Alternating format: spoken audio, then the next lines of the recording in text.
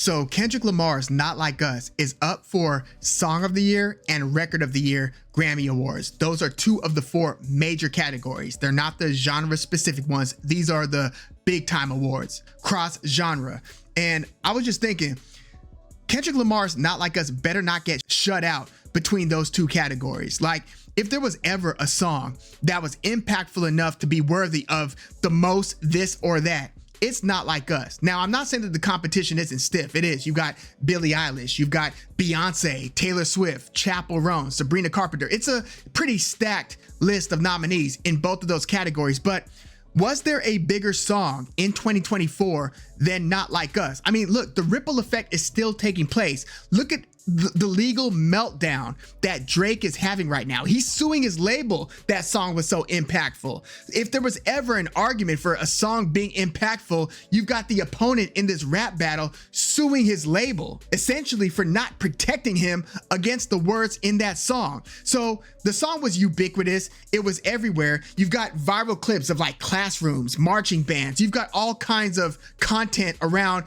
that song being played at weddings, birthdays, bar mitzvahs. It's just been across the board an absolute phenomenon. Now, I know that like Sabrina Carpenter's Espresso was a huge song, but you get a huge pop song like that pretty much every year. With Kendrick Lamar's Not Like Us, because it was a part of an unprecedented battle where you had, I mean, you've had high profile rap battles in the past, Jay-Z, Nas, and you've had several others, although very few that were so high profile that they were taking place between like the two biggest names in the genre, which is exactly what we got with Drake versus Kendrick Lamar. And there was like one song this way, then two songs this way. So it was back and forth for a while, several songs exchanged between the two.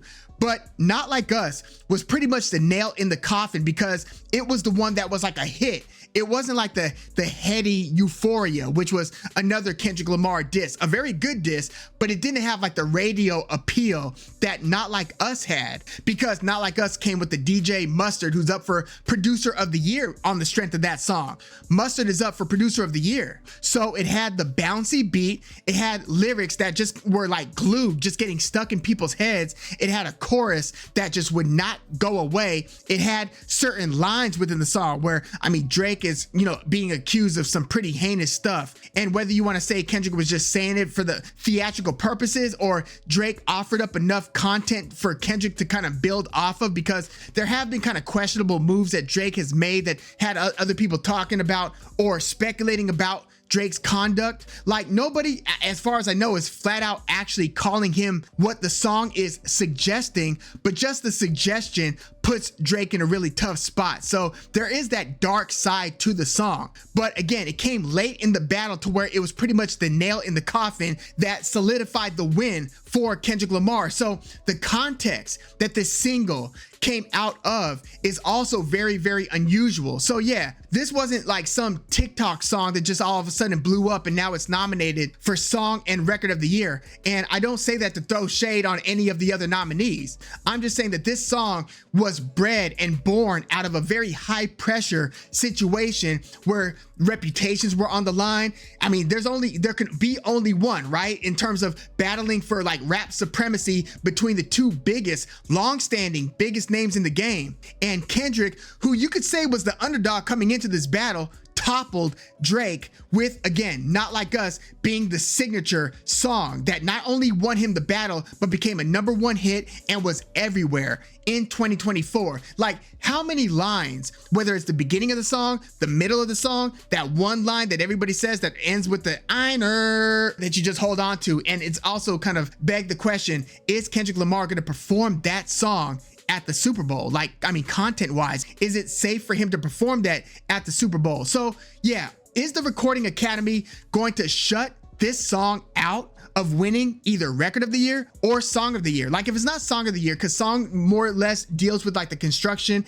and the songwriting, and if you don't think that it was the best song out of the bunch, I mean, you could certainly make an argument for it. But if you don't think that it was, I think that it's undoubtedly the strongest and most impactful Record of the Year. which is basically the final output when you put all the ingredients, songwriting, production, this and that, mixing, mastering, the final product. Not Like Us has to be it. Again, it was everywhere. So again, does the Recording Academy have the nerve to shut Not Like Us out of winning Record of the Year or Song of the Year? If they do so, I wonder if they're just going to do it because they don't want the negativity around the song because it was such a heated and personal battle, if they're gonna not reward it for those reasons. But I mean, if we're just talking like objectively, what was the most impactful, biggest record of the year?